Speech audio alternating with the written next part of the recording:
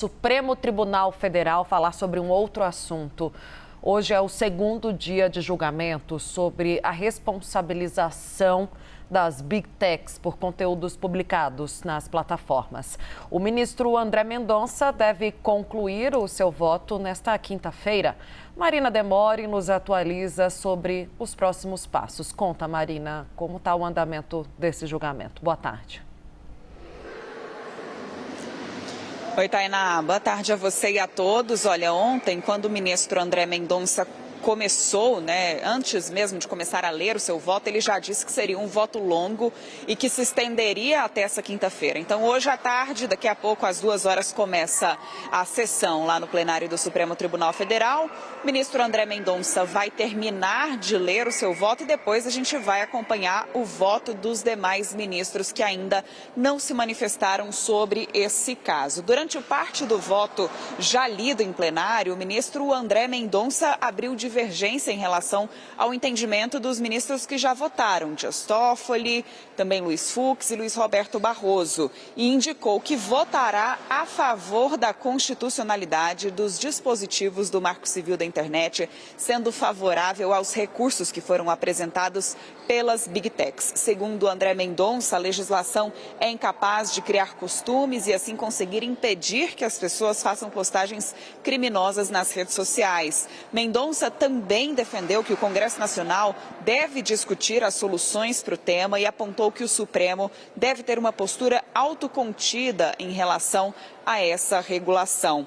A gente lembra que a legislação atual do país, regida pelo Marco Civil da Internet, que está vigorando desde 2014, define no artigo 19 que a responsabilização jurídica das empresas só ocorre em caso do descumprimento de ordem judicial para remoção de conteúdo. E é justamente sobre o artigo 19 que está acontecendo essa discussão. Na prática, o Supremo Tribunal Federal está discutindo como as plataformas digitais devem ser acionadas e quais as responsabilidades que elas terão sobre o conteúdo de terceiros. A depender do que o STF, do que os ministros decidirem, as empresas terão que mudar a forma como operam no Brasil. É um julgamento extremamente importante. Todas as atenções do Palácio do Planalto, também do Congresso Nacional, estão voltadas para esse julgamento. Ele diz respeito a 2 recursos que foram apresentados pelas empresas ao Supremo Tribunal Federal em casos específicos, mas que terão uma repercussão geral, ou seja, vão servir de base para outras decisões da Justiça em casos parecidos. Então, por esse motivo, é, portanto, um julgamento que tem chamado bastante atenção e gerado muita expectativa em relação a qual será o seu resultado. A gente tem até agora 3 votos que recusam os recursos das Big Techs, sendo favorável, então, à inconstitucionalidade do artigo 19 e um voto que ainda não foi terminado, o ministro André Mendonça precisa terminar de ler o seu voto, mas já indicou, portanto, essa divergência em relação aos demais integrantes da Corte. Tainá e Uribe, daqui a pouco, às 2 horas, a sessão será retomada e a gente vai saber, de fato, qual o posicionamento final do ministro André Mendonça e também conhecer a posição dos demais ministros. Volto com vocês. Obrigado, Marina Demore. Vou chamar a nossa decana, Luísa Martins. Ontem, André Mendonça avisou, Luísa, vai demorar no voto dele, ele vê muitas inconsistências, ele precisa rebater alguns pontos e ele abriu uma espécie de divergência. Conta pra gente qual é a diferença entre o voto de André Mendonça e dos demais ministros da Corte até agora.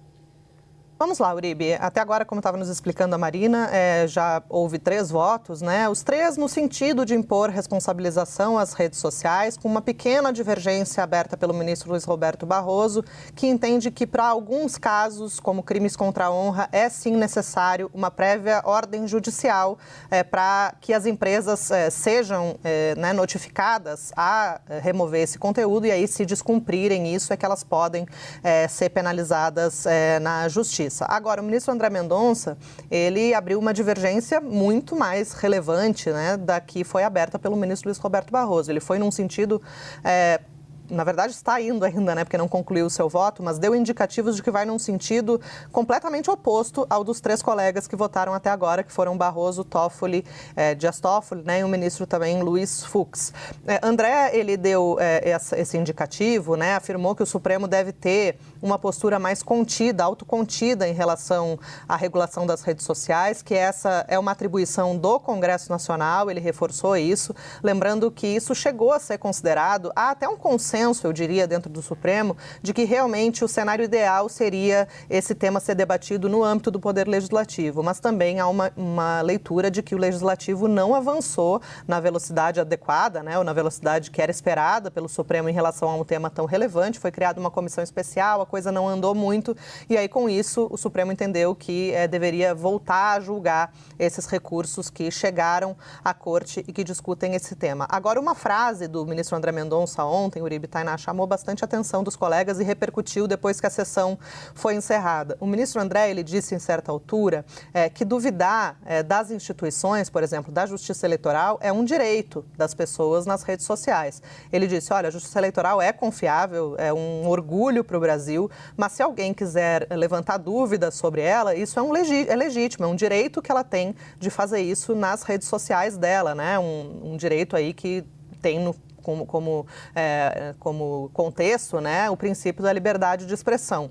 Isso foi bastante discutido depois que a sessão terminou, Uribe Tainá, porque vem um pouco na contramão dos discursos que os demais ministros, a maioria dos demais ministros tem feito, no sentido de evitar qualquer tipo de fala, né, que possa levantar dúvidas sobre a justiça eleitoral. Há um entendimento de que levantar esse tipo de questionamento sobre a confiabilidade das urnas, por exemplo, pode ser considerado um ataque à democracia, né, uma incitação aí a atos antidemocráticos. Não foi à toa que o TSE condenou a inelegibilidade o ex-presidente Jair Bolsonaro por justamente dizer em uma reunião com embaixadores que o sistema era fraudado, né, isso sem nenhum tipo de prova. Então, essa fala do ministro André Mendonça acabou não pegando bem entre a maioria dos colegas, né, e um deles até conversou comigo a esse respeito e aí disse assim, é até curioso porque o ministro André Mendonça, ele faz parte da atual composição do TSE, ele é ministro do TSE efetivo neste momento,